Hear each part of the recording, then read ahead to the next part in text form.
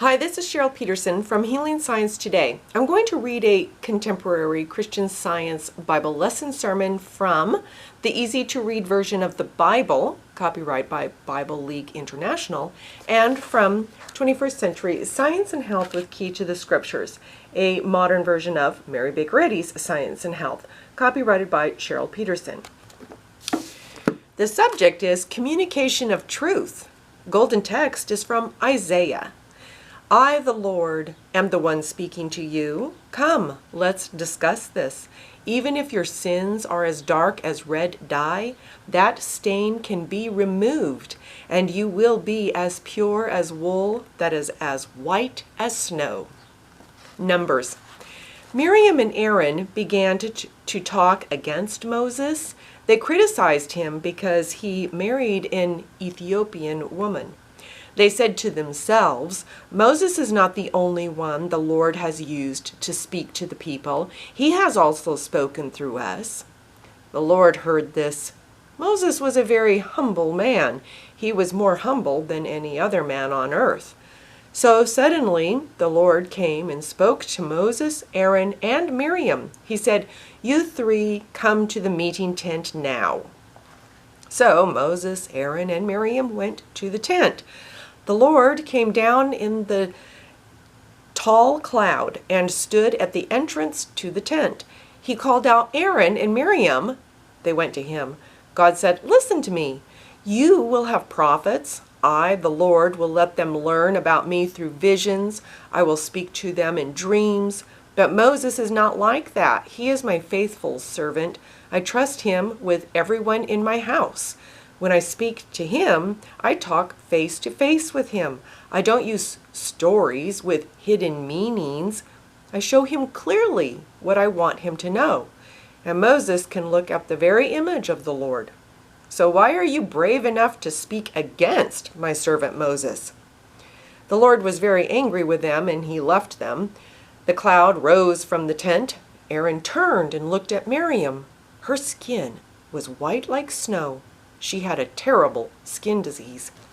Then Aaron said to Moses, Please, sir, forgive us for the foolish sin that we did. Don't let her lose her skin like a baby who is born dead. Sometimes a baby will be born like that, with half of its skin eaten away.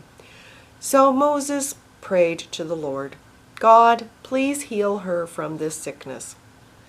The Lord answered Moses, If her father spit in her face, she would be shamed for 7 days.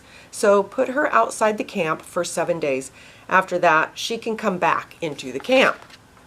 So they took Miriam outside the camp for 7 days, and the people did not move from that place until she was brought in again.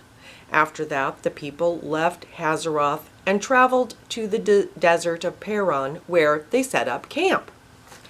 21st Century Science and Health. Pay attention. Make sure that the motive for prayer doesn't embrace the desire for human admiration and instead encourages pure sentiments.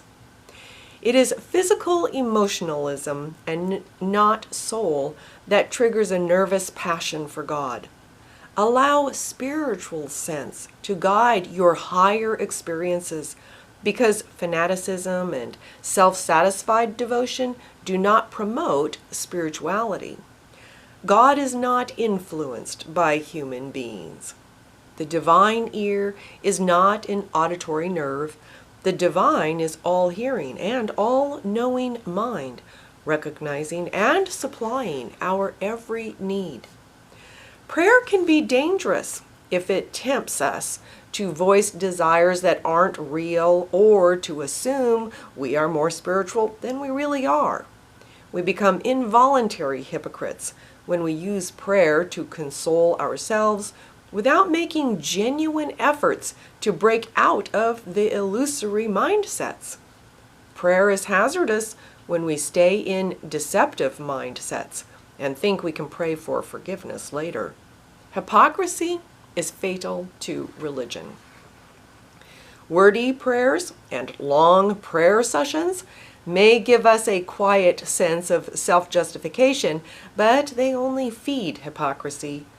We don't need to despair of an honest heart, but there is little hope for the phony prayers of people who randomly face their faults only to try to hide these character flaws. The deceit holds secret fellowship with sin, but can't ultimately be hidden.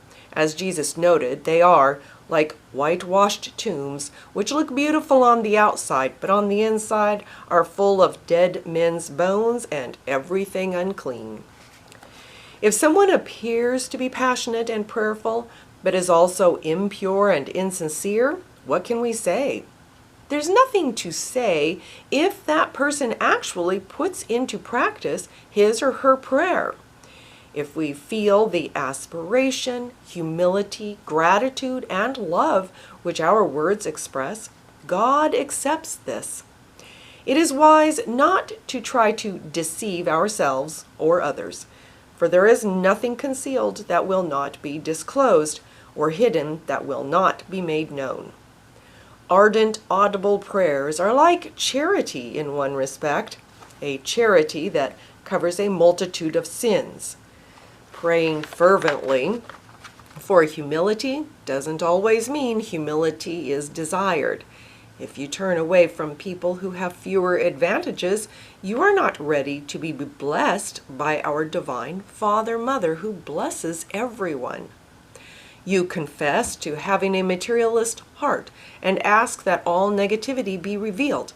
But don't you already know more of this heart than you are willing to have your neighbor see?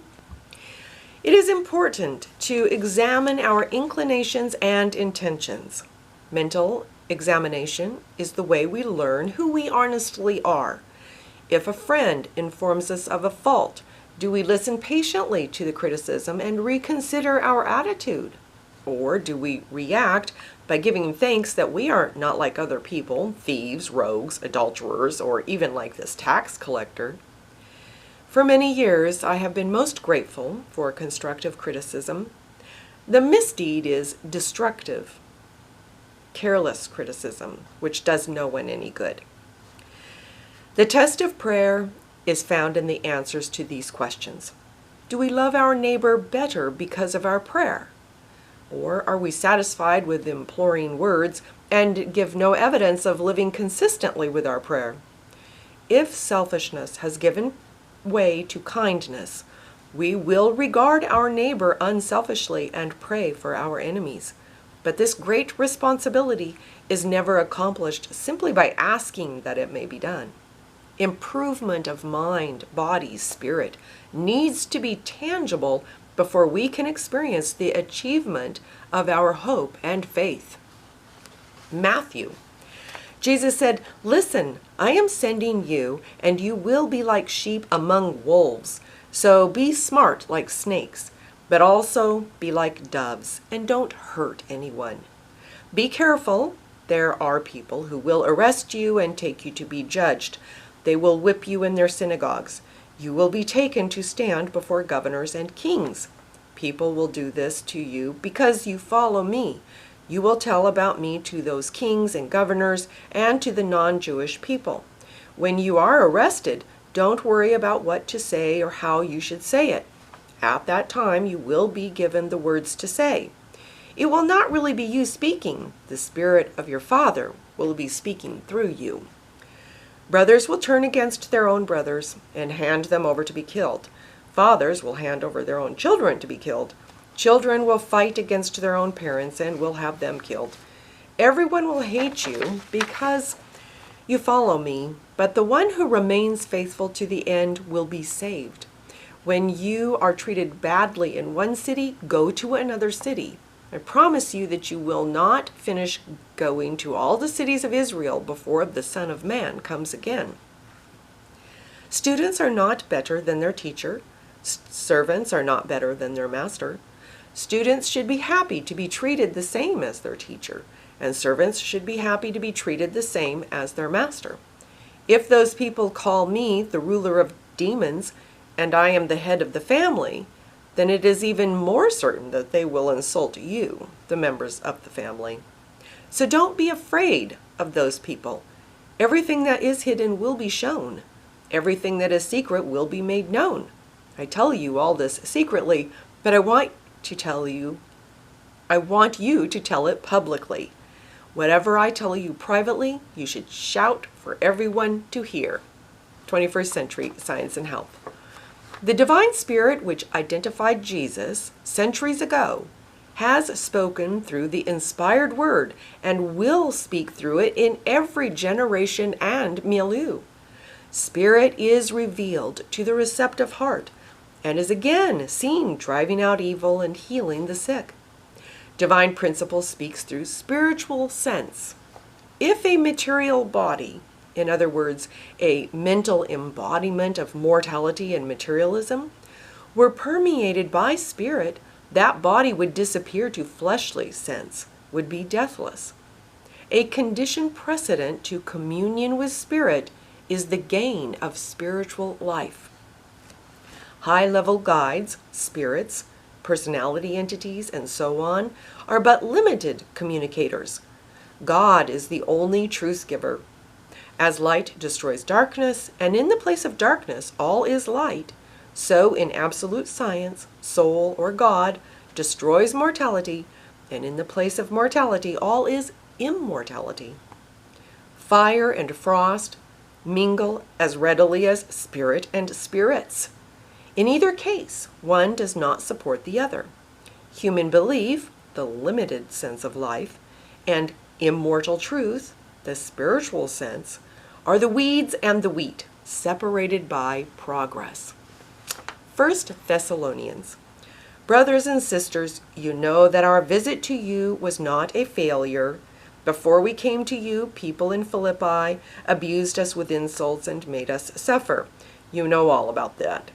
And then, when we came to you, many people there caused trouble for us, but our God gave us the courage we needed to tell you his good news.